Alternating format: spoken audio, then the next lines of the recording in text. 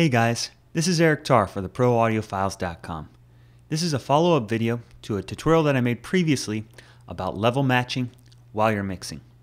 If you have any questions at all about level matching and the whole issue and problem that arises, go back and check out my other video where I go into a lot more detail about that whole problem.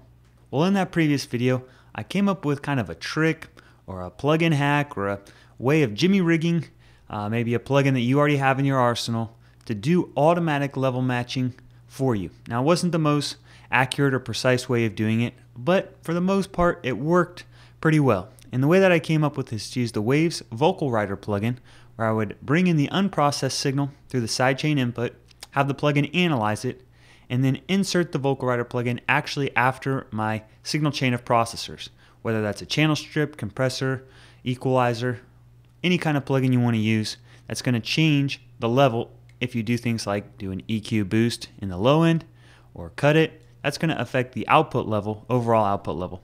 So what would happen is the Waves Vocal Writer plugin would kind of automatically adjust to set those things. Now, I'll be the first person to say it was not the most accurate, precise way of doing things, but it worked pretty well. What I want to show you guys in this video then is a much more precise, accurate way of doing it, and that's to use a specific plugin that is designed, its conventional purpose is to specifically do automatic level adjustment, right? Waves Vocal Writer isn't necessarily intended to do this, but I kind of came up with a way to do that. So let me bypass these and talk about this other plugin that does this specific automatic level matching.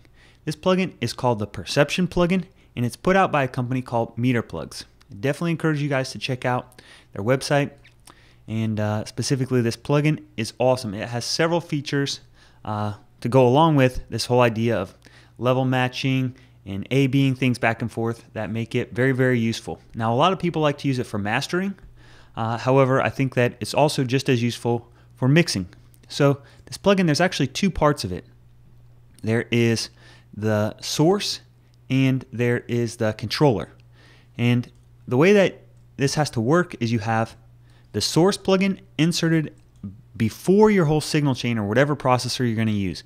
It's going to read in the signal before it ever gets changed, increased, decreased in volume, etc. So you put this one first. It doesn't actually have any controls on it. It's just a UI interface that you can see that it's there.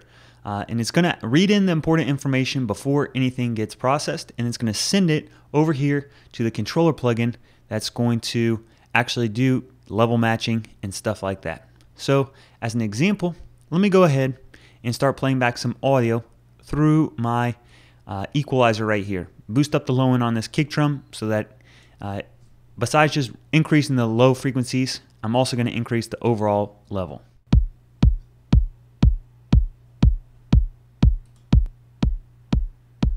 All right, it's quieter. I added in. I'm going to be boosting up that low end.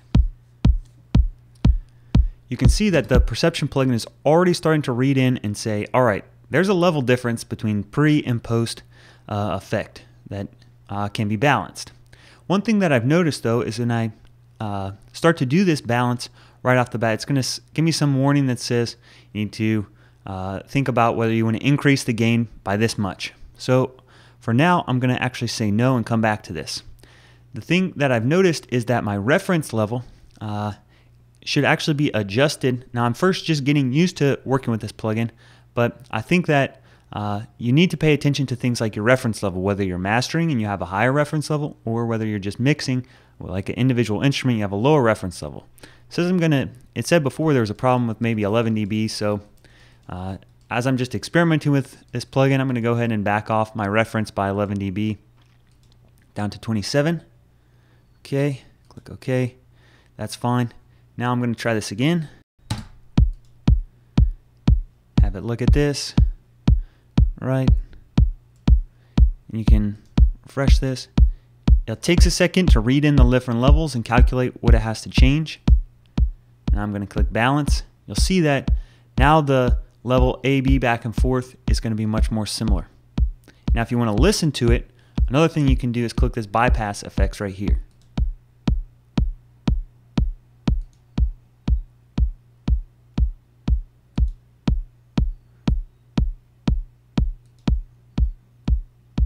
It's very subtle now because there's absolutely no level difference whatsoever. All you're hearing is just a slight change in the tone because you got more low end.